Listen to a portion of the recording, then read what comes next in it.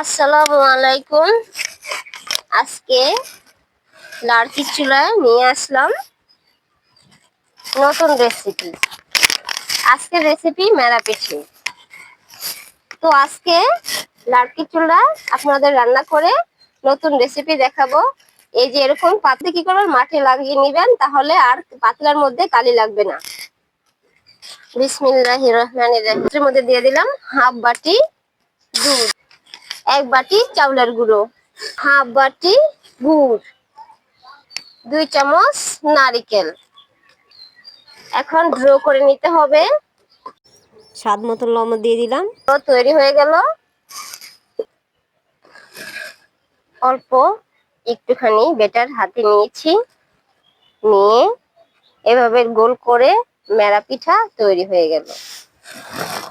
আমার লাড়কির চুলায় রান্নাঘর তৈরি করেছি, রান্নাঘর নষ্ট হয়ে গেছে, তাই এখন কি করতেছি, খোলা আকাশের নিচে বসে রান্না করতেছি। সকালে রান্না করি, দুপুরে রান্না করি, কিন্তু যখন বৃষ্টি আসে তখন রান্না করা যায় না। আমি এই চুলায় রান্না করি, সকালে রান্না করি, দুপুরে রান্না করি, দুবেলা রান্না করা হয়। এই যে মেরা পিঠা তৈরি হয়ে গেল।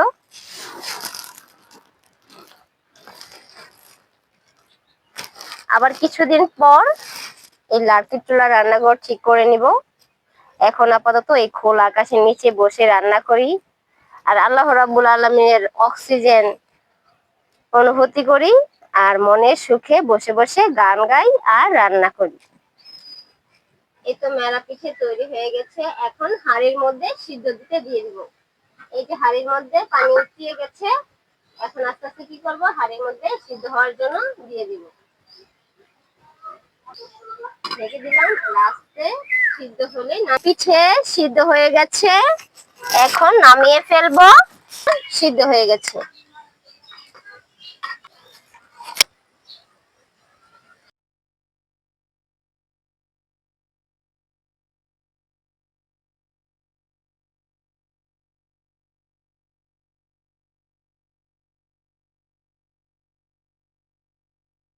এটা তৈরি হয়ে গেল মেরা পিঠে। এরকমই ভাবে নতুন নতুন ভিডিও নিয়ে আপনাদের মাঝে চলে আসব। ভিডিওটি ভালো লাগলে একটি লাইক, চ্যানেলটি সাবস্ক্রাইব করে রাখুন। সে পর্যন্ত সবাই ভালো থাকুন, সুস্থ থাকুন। আল্লাহ হাফেজ।